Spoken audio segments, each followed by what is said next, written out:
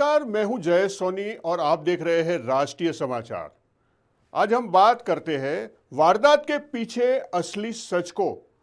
जब नहीं जान पाते आप तो जरूर होती है सच सामने लाने की और खबरों की तह तक जाने की। इसलिए जब जब होगा गुनाह, जब जब छिपेगा गुनहगार, तब तब राष्ट्रीय समाचार करेगा पड़ताल और बताएगा आपको गुनहगार कौन। आज हम गुनहगार कौन की हमारी खास पेशकश में हम बात करने के लिए जा रहे हैं एक ऐसे ही मुद्दे की। आप हमारी ये एक स्पेशल रिपोर्ट देख लीजिए और उसके बाद हम हमारे संवाददाता से बात करेंगे और इस वारदात के पीछे की पूरी सच्चाई आपको बताएंगे। झूठ का जाल बुनकर फंसी जूली, सूरत पुलिस ने खोली सच की पोल। पुलिस पर लगाए झूठे आरोप, सच्चाई आई सामने तो टूट गया षड्यंत्र का मुखौटा। जब झूठ की कहानी बनी गिरफ्तारी की वजह, उमरा पुलिस की बड़ी कार्यवाही। झूठी कहानी असली सजा, सूरत पुलिस ने किया सच उजागर। वर्दी पर लगाए झूठे दाग, जांच में खुला साजिश का राज।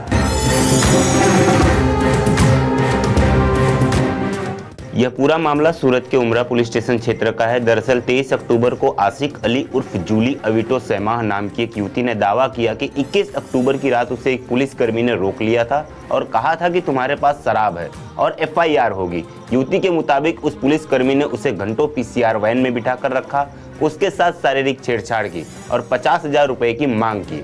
उसके बाद युवती के दोस्त सरफराज उर्फ रोकी ने 112 हेल्पलाइन पर कॉल कर पुलिस की शिकायत दर्ज कराई। मामला पहले डुमस पुलिस स्टेशन पहुंचा, लेकिन जांच का क्षेत्र उमरा पुलिस स्टेशन होने के कारण फाइल उमरा पुलिस को सौंप दी गई। उमरा पुलिस स्टेशन में 23 अक्टूबर को एक जाहिरात सामने आई जिसमें कि एक लड़की आशिक अली उर्फ जूली, इनकी ऐसी अर्ज थी कि 21 की रात और 22 की सुबह को ये दारू पीते पीते ऑटो रिक्शा पे जाते हुए अपने बॉयफ्रेंड से लड़ते हुए जा रही थी और उस समय उमरा PCR ने इनको पीछे से रोक करके अपनी PCR गाड़ी में बिठाया और उनके साथ बदसलूकी की और FIR ना करने के लिए 50,000 रुपए की मांगनी की। पुलिस ने इन आरोपों को गंभीरता से लेते हुए तुरंत CCTV फुटेज, PCR वैन की लोकेशन, मोबाइल कॉल डिटेल्स और तकनीकी सर्विलांस की मदद से जांच शुरू की। जांच में सामने आया कि युवती की कहानी में कई विरोधाभास थे। उसकी बताई लोकेशन और समय CCTV में मेल नहीं खा रहे थे। सूरत के पुलिस के डिप्टी कमिश्नर ऑफ पुलिस निधि ठाकुर को मौजूदगी में सघन पूछताछ की गई तो युवती आखिरकार टूट गई और सच कबूल लिया। जूली ने बताया कि उसने अपने बॉयफ्रेंड से झगड़े के बाद अपनी असलियत छिपाने के लिए पूरी झूठी कहानी बनाई थी। दरअसल घटना की रात वह अपने एक दूसरे दोस्त सुनील उर्फ गोटू कांथरिया के साथ कार में थी। जब उसका पहला दोस्त रोकी उससे फोन पर झगड़ पड़ा तो उसने सुनील को पुलिसकर्मी बनाकर उससे बात कराई ताकि रोकी को लगे कि उसे पुलिस ने पकड़ा है।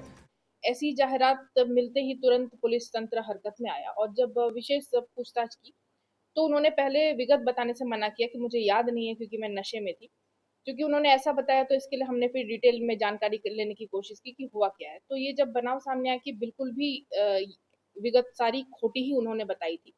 उसमें हुआ ऐसा था कि वो रात में अपने घर से 8 बजे के आसपास निकले थे और वहां से फिर वो अपने किसी फ्रेंड के साथ उधना दरवाजा पे गया और वहां से वो अपने दूसरे फ्रेंड सुनील कंथरिया नाम के व्यक्ति के साथ hyundai की गाड़ी पे घूम रहे थे पूरे विस्तार में और उस दौरान उनके जो तीसरे एक मेल फ्रेंड है सरफराज, उनसे वो फोन पर लड़ाई कर रहे थे और उनसे कुछ सिंपैथी जनरेट करने की कोशिश कर रहे थे। टेक्निकल सर्विलांस और CCTV फुटेज से यह साफ हो गया कि उस रात न तो कोई पुलिसकर्मी मौजूद था और न ही किसी तरह की छेड़छाड़ या रिश्वत की घटना हुई थी।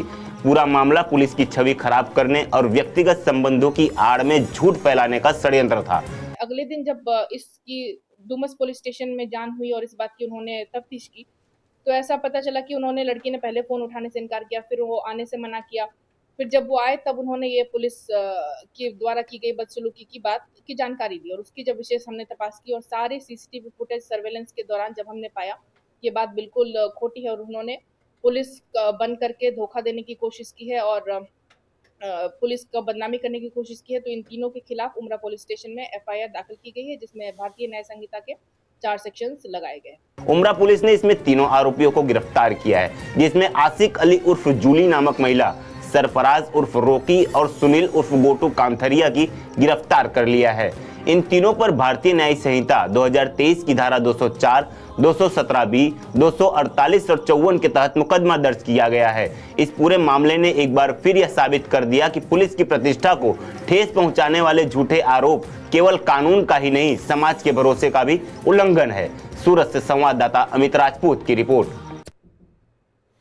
तो आपने देखा कि एक लड़की ने अपनी सच्चाई छुपाने के लिए उल्टा पुलिस पर ही आरोप लगा दिया, और आरोप भी छोटा मोटा नहीं, पर इतना गंभीर आरोप जिससे कि किसी की नौकरी जा सकती थी, किसी पुलिस वाले को जेल भी जाना पड़ सकता था।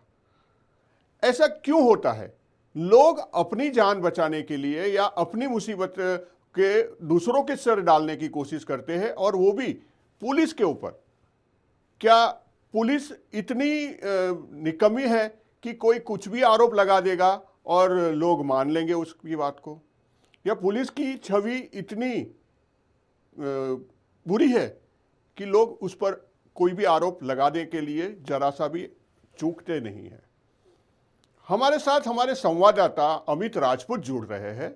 हम उन्हीं से इस पूरे घटनाक्रम की जानकारी लेते हैं और किस तरह से ये लड़की ने अपने बॉयफ्रेंड से सच्चाई छुपाने के लिए पुलिस पर ये घिनौना आरोप लगा दिया। अमित, जिस तरह से ये पूरी घटना सामने आई, पहली नज़र में यही लग रहा था कि लड़की शराब के नशे में है और पुलिस ने उसके साथ पीसीआर वैन में बिठाकर छेड़खानी की, उसे पैसों की मांग की, और इस तरह के गंभीर आरोप जो है पुलिस पर लगा दिए गए।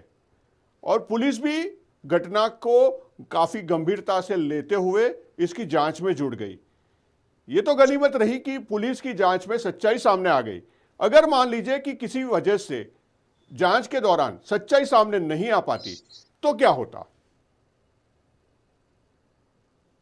बिल्कुल जयेश जी, अगर बात की जाए इस घटना की, तो चलिए यहाँ तो पुलिस वाले सही थे, लेकिन ऐसे पहले कई भी ऐसे वारदात हो गए हैं। मैं सूरत की बात नहीं कर रहा हूँ, गुजरात की नहीं, पूरे देश में, कि अक्सर ऐसे वीडियो सामने आते रहते हैं कि पुलिस ने शराब पीकर फलाने के साथ वो किया या उसने अपने वर्दी का रौब जमाया। लेकिन यहाँ जब ये चीज सामने आई, जब एक लड़की ने इतने गंभीर आरोप लगाए कि हमें पुलिस वालों ने रोका, अपने पीसीआर वाहन में बिठाया, मेरे साथ बदसलूकी की और कहा कि नशे में हो, तुम्हें 50,000 रुपए देने पड़ेंगे तभी हम छोड़ेंगे। तो जब ऐसा मामला सामने आया तो सूरत पुलिस ने मामला एक तुल पकड़ लिया कि अरे पुलिस कैसे ऐसे कर सकती है।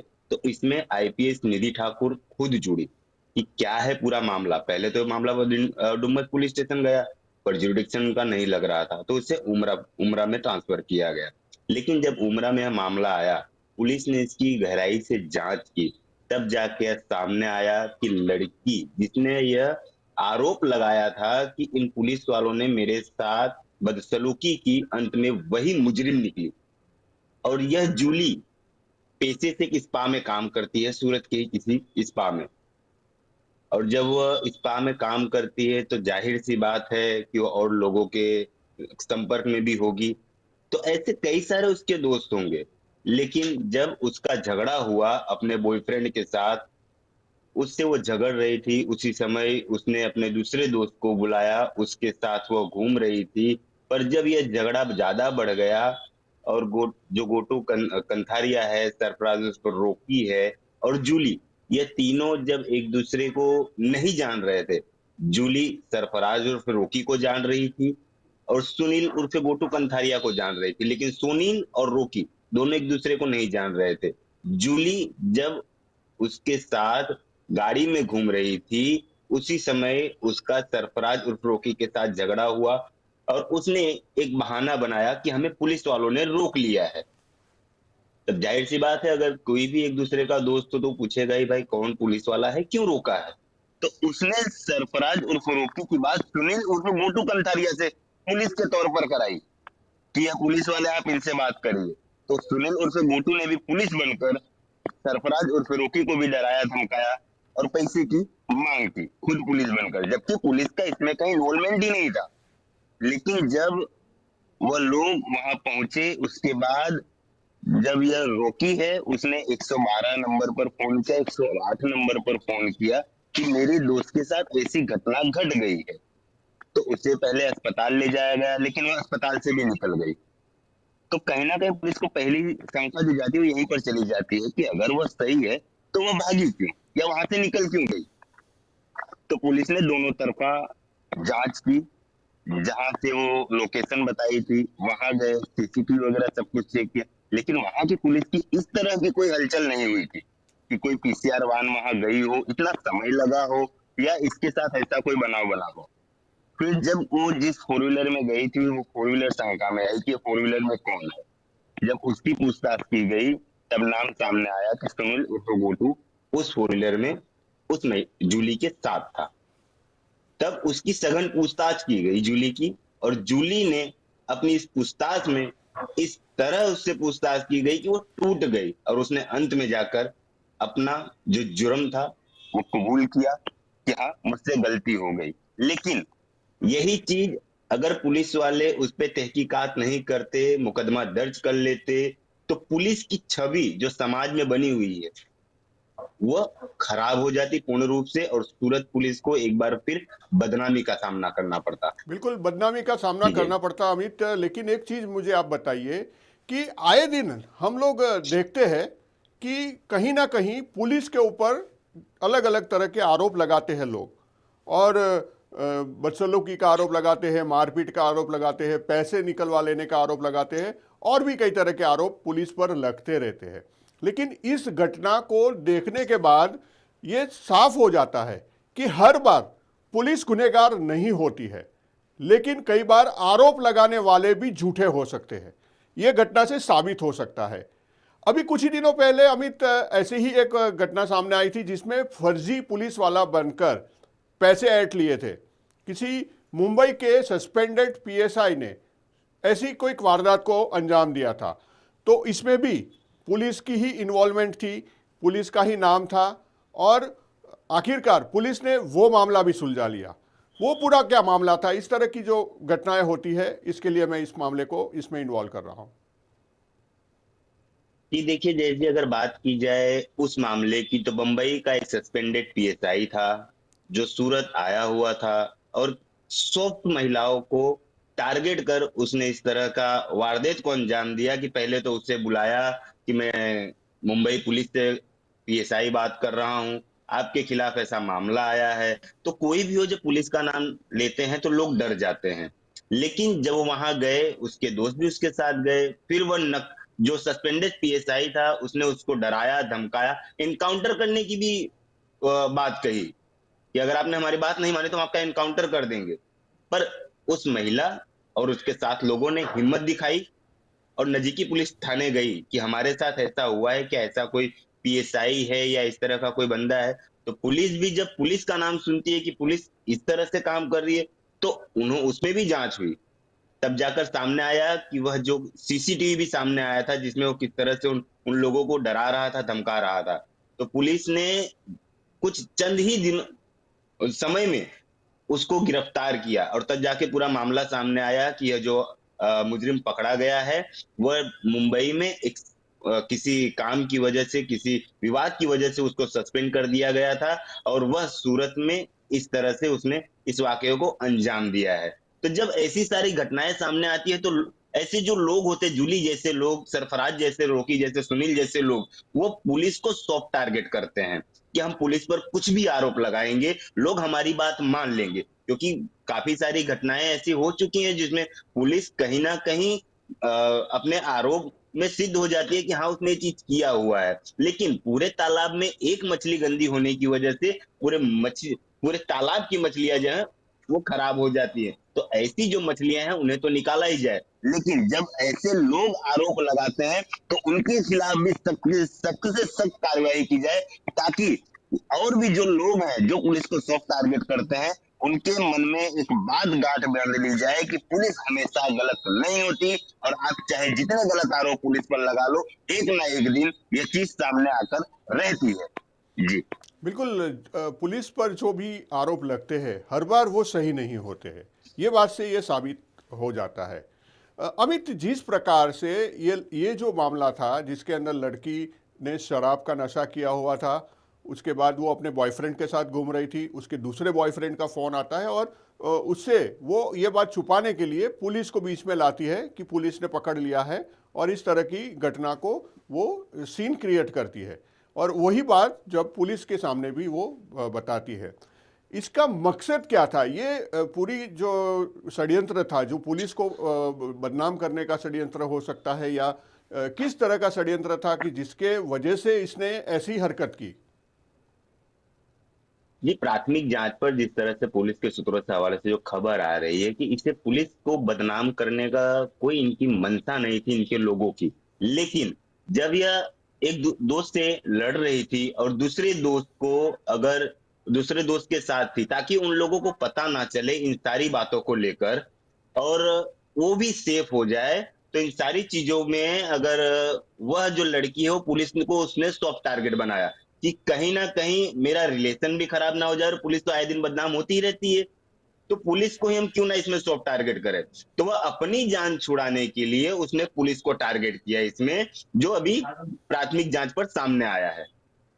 जी बिल्कुल, पुलिस को बदनाम करना, पुलिस को टारगेट करना आए दिन लोगों का एक फैशन बनता जा रहा है, और छोटी मोटी कोई भी बात होती है तो उस पर सीधा पुलिस पर आरोप लगा देना अब कोई नई बात नहीं है।